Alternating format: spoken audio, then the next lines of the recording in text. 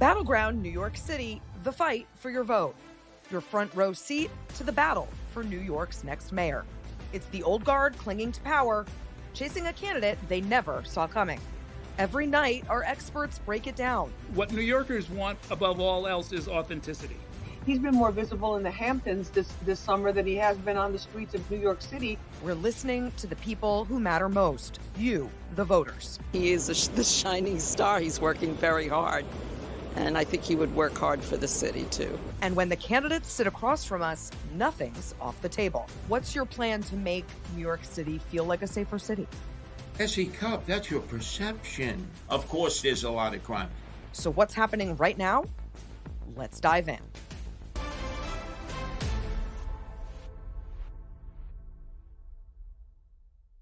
Welcome to Battleground NYC, the fight for your vote, where it is Tuesday, August 26th. We have 70 days until this all-important New York City mayoral race. It's the hottest ticket in town. It's all anyone's talking about. And we've got it all covered right here. I'm S.E. Cupp. Let's get right to it. Later in today's show, we'll talk about the present and future of the Democratic Party and how they need to take some steps to revitalize their campaign roster across the country. But first, as always, let's get the freshest news right off the campaign trail. Joining me today is Craig McCarthy, City Hall Bureau Chief for the New York Post. Welcome back, Craig. Thanks for having me again. Okay, I got to start with, you know what? You know where I'm starting. Bench press gate. Listen, this is a serious race. There's a lot at stake in this campaign. Huge implications, but there's a new faux scandal in town. Zoran Mamdani can't bench press, apparently. Tell us the latest, what happened over the weekend, Craig, and what the other candidates are saying about it. Yeah, so over the weekend, this game exploded into something more of a lighthearted thing. There's some guys in the city, they'll film you trying to bench press. And so Mamdani was the latest person to do this, and he couldn't really get 135 pounds up to bench press without a lot of help. So he was kind of roasted on social media. It kind of got adopted by the right that's kind of taking on that, oh, he's just weak and progressives can't lift anything, this masculinity thing. And then, Eric Adams and Cuomo piled on. I mean, Eric Adams is known for actually working out a lot. He turned himself around and got a healthy diet, and he took a video of himself bench pressing 135 pounds. And notably, Andrew Cuomo just made fun and threw, lob grenades from the sideline on social media. I didn't see him bench press 135 pounds, but that's what has been the chatter around the political circles over the last few days. Okay, you're out there. I mean, are you getting the sense that this is all kind of in fun, or do you think that Cuomo and Adams are really trying to make something of bench press gate? No, I don't think they're trying to make it. They're trying to capitalize and get some media off this. In more positive news, though, for the front runner, a report from the chief leader. It's a paper focusing on municipal government, civil servants, and the issues affecting New York State and federal employees. Okay, so very specific niche paper. It's talking about the new grassroots group Labor for Zoran, which is supporting Mamdani, obviously. The unions, as you know, Craig, are a powerful voting bloc all over the country in places like Michigan, Nevada. What about New York, though? Is this an important group? Is this an important block of support? I think in general, we've all kind of, have to realign what we think of the unions in New York City. I mean, listen, the primary, Andrew Cuomo came with an astounding amount of union backings. And he was upset. And I think we've all kind of shifted to try to figure out, okay, well, what went wrong in the primary with all this union support, which was clearly the usual blueprint to winning a primaries in the Democratic field. And I think now it's a little bit less influential than it was, but it's still, say this goes neck and neck, that's when those things help. Those are that last few percent that gets you over the line, opposed to, getting out 10 to 20% of the vote. Do you think that's because New York City voters, like voters everywhere, are aging out of union households, and voters are getting younger, and unions don't have the grip on voters that they used to have on American families? They used to be so influential. Like, what do you think is going on there with the the dwindling influence of union votes. Yeah, I think it's also too a lot of people that work in these kind of blue collar jobs, have moved out of the city. I mean, you take the NYPD Mm, unions for instance. They used to be such a powerful block when you had you like railing against certain issues, and they could move social issue and legislation and stuff. When it came to getting out the vote, a lot of their members live out in Westchester, or they live in Nassau because they got priced out of New York City. And I think, I can't say across the board every union is like this, but it's yeah. seeming more and more likely of that, because why wouldn't they? If they have so many members to get them out to vote, you would think that they would have much more pull. That goes probably for teachers' unions too. That's an important point. Okay, the New York Times is diving into Mamdani's pledge to bring New York families free childcare regardless of income, meaning whether you're making minimum wage or you're making $1 million a year. I guess Mamdani wants you to have free childcare. Per the Times, his voters are very excited about this, Craig, but it's no easy feat. They write, doing so would involve navigating a logistical and financial maze to harness an unwieldy system of public and private providers, create new daycare space, hire scores of new teachers, and retool the city's roughly $116 billion budget. If he is elected in November, Mr. Mamdani will face enormous pressure to deliver. This sounds complicated. Previously, we've learned that Mamdani voters don't necessarily care if things he's promising can happen or not. They're just excited by the promise. Do you think he'll be challenged, though, to explain things like this? How he would actually move through, the machinery of City Hall to get all of this done? I mean, yes and no. I mean, let's like rewind to the two previous administrations when Bill de Blasio was running. He ran on universal 3K, and we were having the same conversations were happening then. I'm not saying that it's not an unwieldy, challenge to take on. I think that what people see is just people trying to help. I mean, listen, my daughter is going to 3K next year. This is something that has wide support, and it would be something that I could see as being able to get a good coalition of people behind this, where it's not a very far left extreme kind of view here. It's kind of like you could bring everybody kind of together to say, yes, we do need a system for this, because it is a little bit hard to navigate, but it's going to be a lot. I mean, it is already the school budget is already the biggest line item that we have in the city. And, trying to organize all of this in one of the biggest cities for all of these people, it's not only going to be challenging, but like the people that will fall through the cracks and the negative coverage it will get will also happen. And that will be a challenge to see how they're going to do that. Now, whether or not he needs to explain that, it doesn't seem like he has to. I think that this is, again, I think going back to that with 3K, it really didn't have to be explained when Bill de Blasio was running on it. This is why I love having you on, Craig, because not only are you out in the field covering all the issues, all the contours, you've been in this, you're also a person. Reporters are people too. And this is impacting you as a dad, right? Just like it's impacting every other voter. So I'm so glad that you're here to provide all of this context. Let's turn to the Adams campaign before I let you go. The Daily News reports that his former advisor, Ingrid Lewis-Martin, has not stopped her volunteer work on his campaign. We know that she is facing several indictments. How is that a good choice for Eric Adams' campaign? We've had this conversation with people around him, and I've pressed them out on this multiple times in different press settings. And this is his longtime friend. He's refusing to step away from it. And I've said to people around him before this, we knew there was going to be a superseding indictment, or we didn't think it was going to be 4 separate indictments here. And we knew that you said this is going to bring negative coverage. Why even take the risk of having this person volunteer and drag you down with this? And he just doesn't. He's just loyal to a fault. And I think we saw that with a lot of the staffing choices during his first administration. It's wild. It's wild because all it is a constant reminder following him around of the air of corruption around his campaign. I can't wrap my mind around it. Craig, thanks so much for being here as always, and I hope to see you next week. Yeah, thanks for having me. Up next, all eyes on the New York City mayoral race. It's easy to forget that midterms are also right around the corner. Is there enough time for the Democratic Party to course correct and help newer candidates claim victory? And what can this race tell them?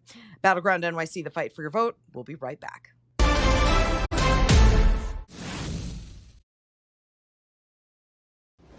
We're back with Battleground NYC, the fight for your vote, where we are laser focused on this New York City mayoral election. But here we also talk about the bigger implications that this race will have. And there's none bigger than the future of the Democratic Party and whether they will get the message that new blood is needed to revitalize their strategy. So joining me now for the bigger picture is Amanda Litman, the co-founder and president of Run for Something, an organization that recruits and supports young, diverse progressives running for down ballot office. Amanda, welcome to the show. Thank you for having me. Tell us about your organization, Run for Something. Run for Something recruits and supports young, diverse leaders running for local office all across the country. We got our start on Trump's first inauguration day back in 2017, and since then have built a pipeline of more than 225,000 young people all across the country who've said they want to run for office. We've helped elect more than 1,500 across 49 states, mostly women, mostly people of color, all millennials and Gen Z. And what's the political or ideological test for you guys? So everyone we work with would identify as a Democrat. One thing we are changing actually for 2026 is we're beginning to consider candidates who identify as independents, but they still need to be values aligned with us. We know that, as I'm sure we'll get into a little bit, the Democratic Party brand is a little toxic these days, but we want to make sure we can elect folks who really want to fight for the things we share, even if they don't want to do it under our party line. Yeah, we're going to get into it. We're going to get into all of it because this is this is what people are talking about for the midterms, but also 2028 and especially this race. Why is your focus specifically, though, on down ballot races? Maybe explain what that means for people at home who don't follow politics like we do. Yeah, we work exclusively with people running for things like state house, state senate, city council, school board, library board, American River Flood Control District trustee, community college boards.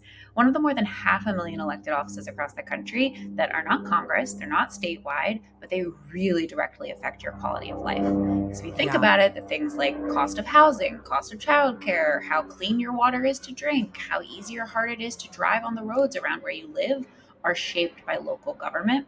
And man, Democrats have really failed to invest in these offices over the years, much to our party's detriment. It's such a good point. I make this point about local news all the time, too, that while, we're also focused on the national conversation, whether it's cable news or, the big offices, it's the stuff happening in your own backyard that's really going to impact your life. The school board, the water sanitation board, all that stuff. So this is really important what you're doing. In this New York City mayor's race, Mamdani's not a first-time candidate, so you're not backing him, to my understanding. But he is new and exciting to a lot of people. So I'm just wondering, what are you making of the race that he's running here in New York? I think it's the perfect embodiment of why Run for Something exists and of what the real tension within the Democratic Party is right now. You're right, Run for Something did not engage in the New York City mayoral. None of the candidates were eligible for our endorsement. But as a New York City voter, I was excited to cast my vote for him, for someone who was going to fight for free childcare, for more housing, the kinds of things that really will affect my ability to stay in this city and raise my family here. And I think his fight in particular with Cuomo is the kind of thing we're going to see more of over the next 18 months, of really the new guard of the Democratic Party against the old guard. And we're going to keep seeing over and over again the establishment, the Cuomo and broader affiliates, they're all bark, no bite. They don't have the juice anymore. And I think that is going to be more and more apparent as these primaries come up over the next couple months and years. Yeah, we've covered just on this show several examples of these kinds of younger candidates trying to take older establishment Democratic seats away. And it's tough. They don't want to give them up. How do you think that Mamdani appealed to young people specifically? Is it just by virtue of the fact that he himself is young? Or is it, his social media ability? Is it his authenticity? Is it the policies that he's talking about that directly, impact young people? What do you think is his secret sauce? I think it's all of the above. The policies play a huge part of it. The fact that he personally understands what it's like to be a renter in the city right now, which Cuomo is not really, Adams is not really. that he personally, I'm sure, is thinking about whether or not he can stay here and raise his family here should he decide to have one. From anyone in their early 30s, like that's a real top of mind consideration as you think about your future in New York City. And I think he was really fluent on social media. He very obviously is a consumer of TikToks and Instagram, and he's online. He's like the right amount of online, which meant he knows how to communicate in these spaces. All of that is possible because he is someone who so clearly knows who he is and what he believes. And that values-driven leadership allowed him to show up in all kinds of spaces and still hold his shape. So I don't think it's one or the other. I think the substance of what he was saying enabled the style. Since you're so plugged into younger candidates, do you think that Mamdani's rise sparked interest among other young folks to run for office? I mean, he makes it look really fun. He does. And I am thrilled to say he absolutely has. In the 2 weeks after Mamdani won back in June, Run for Something saw more than 10,000 people raise their hands to tell us they want to run for office. It was our biggest candidate recruitment surge ever. Wow. It's huge numbers. And we've had now more than 65,000 people raise their hands just since the election. We are imminently about to have more people having signed up since November than they did in the entirety of Trump's first term. So what Mamdani did, the surge of interest he inspired, is part of a larger wave where, honestly, no matter what happens in so many of these elections, the Democratic Party is going to look different at the end of this cycle because there's a whole new class of people raising their hands to say, I'm running now. It's my turn. Which should be really exciting. Yeah. And after the break, we're going to talk more about the Democratic Party, but that should be exciting to the Democratic Party that all of these young people are wanting to get in government as Democrats, right? I think so. It's exciting to me. And I think that this is telling that there is so much interest in rebuilding what Trump has burnt down. There is enthusiasm looking at what's going on around us and saying, you know what? They're not going to fight for me. I'm going to fight for me. And I'm going to do it my way. I think this is an incredible opportunity. It's the singular silver lining of the last year in my book. It's a good way to put it. Amanda, stay right there because I do have a lot more questions for you. Battleground NYC, the fight for your vote. We'll be right back.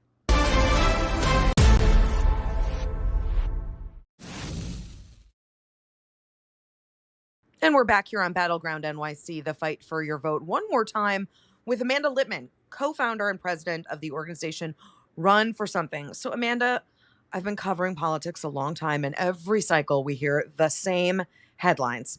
77-year-old, 15-term congressman announces his re-election. How do we stop the madness? How do we stop this cycle of a gerontocracy, people who just don't want to let go of their seats? I think it's a couple things. One, we have to call it out. So I wrote an op-ed back in February that every Democrat over the age of 70 should make this their last term. Got a lot of pushback for that. I stand by it because I think it's true. And we have to be willing to have this conversation in public. We have to be willing to have the uncomfortable, hard, sometimes gets to be called ageist on the internet discourse that really pushes people to say, how are you in your 70s or 80s the best possible person to fight in this moment and communicate in the way we need? But Amanda, you know this. They will say that they are. They will insist they are. Well, and that's part two, is we have to be willing to challenge that. We are seeing young people get into these primaries. They're not waiting their turn. They're not afraid of being coming up short. They know it's going to be really hard. It's really, really, really hard to primary an incumbent, especially one who doesn't want to go. But we are seeing what I imagine is going to end up being a record number of primary challenges this year, especially on generational lines, because young people are looking around and saying, absolutely not. I'm going to make you defend this. And even if some of those folks win, that's a sea change in what the Democratic caucus looks like in Congress. Yeah. Do you get the sense that the Democratic Party gets the urgency and the scope of this, that voters they want something new? The party is hemorrhaging registered voters. This should be a huge wake-up call, right? I think they're going to learn it the hard way when these primaries come and some of these incumbents lose, because I do think some of these incumbents will lose. They do not have the skills to communicate in this moment. And the ones who are still in it are going to have to really evaluate their political careers and decide if they want to also go out the hard way. Yeah. Mamdani is being talked about as a potential blueprint for other Democratic candidates. And that might be true in liberal cities. But do you think that Democrats should run more progressive candidates all over the country, even in red cities and states? I think Democrats have to run more candidates full stop. I think this is an important note that is something like 70% of local races go uncontested, meaning there's no candidate in there in the first place. So we've got to get people on the ballot to begin with. And we got to run folks who are really reflective of the places they're running. So, for example, today, Run for Something has a candidate, Alexandra Braswell, who's running in Alabama in a state house race, a special election, where she's the first Democrat to run in 15 years. It's a district that Kamala won 9 percentage points in. So she lost, 91 to 9. It's a deeply red district. Alex is reflective of that community. She's the kind of person who knows what her neighbors care about. If she gets 10 points as opposed to 9, she's outperformed the last Democrat in that area.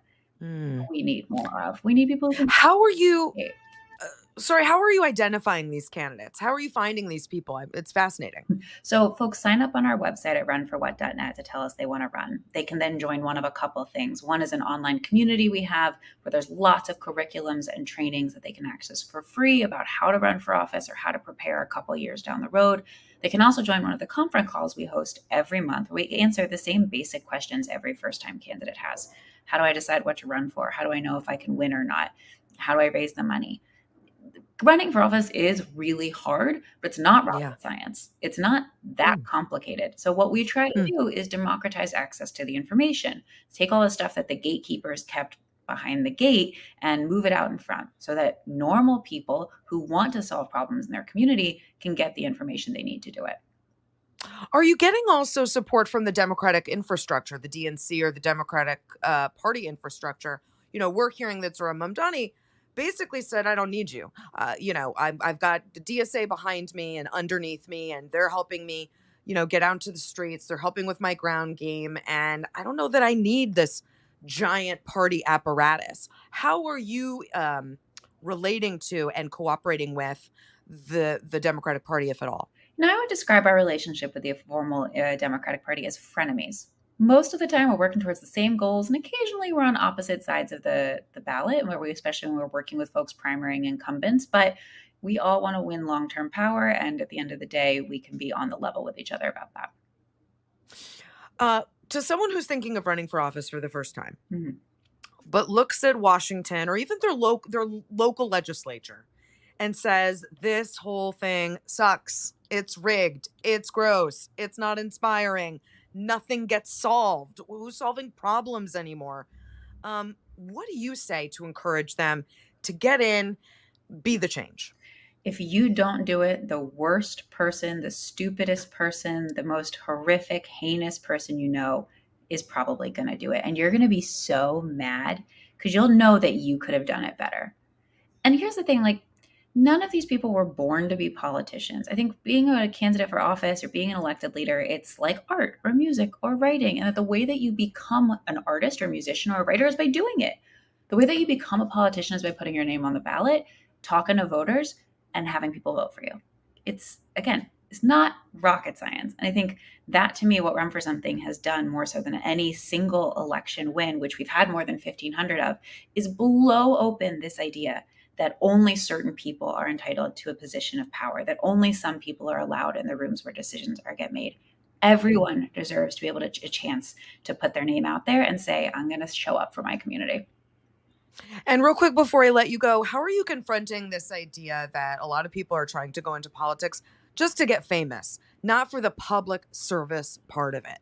Running for office is not fun enough and not glamorous enough to do it just because you want the title at the end of it. You got to really want to do the job. And it's the first question I ask people when they come to me about running for office. Do you actually want the role that you're running for? Because if the answer is, well, no, but don't do it. Don't do it. Yeah, it's hard. It's not glamorous. It doesn't pay very well. These are all good points, but it's so important that we get good people into politics. So Amanda Litman, thanks so much for coming on and talking about your organization and Run for Something and breaking this all down for us. We appreciate it. Thank you. And we'll see you back here tomorrow and every Monday through Friday for more in-depth conversation around this New York City race. More Battleground NYC, the fight for your vote, tomorrow.